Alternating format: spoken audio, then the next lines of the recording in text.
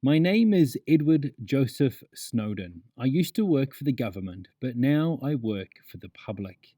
It took me nearly 3 decades to recognize that there was a distinction, and when I did, it got me into a bit of trouble at the office. This is a quote from the opening preface to Permanent Record, the biography of Edward Snowden.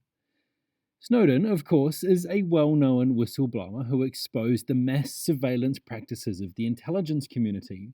His book covers his whole life, from his early discovery of the internet to his career in various intelligence agencies, through to how he executed his exposure. I found it quite fascinating, and as someone of a similar age, I found myself relating very strongly to that period in time where the internet became a thing and then took over all the things.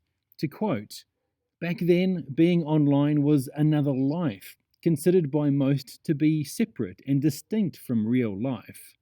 The virtual and the actual had not yet merged, and it was up to each individual user to determine for themselves where one ended and the other began. Those days are gone, and just taking a look around you at lunchtime will show just how ubiquitous the internet, mobile phones, and apps have become in people's lives. Snowden explains in plain language how the rise of these things have corresponded with the destruction of our privacy. It's really interesting stuff. Snowden's experience as a teacher and lecturer comes through as he does a really good job of explaining networks and systems in simple language. By doing so, he makes the book quite accessible.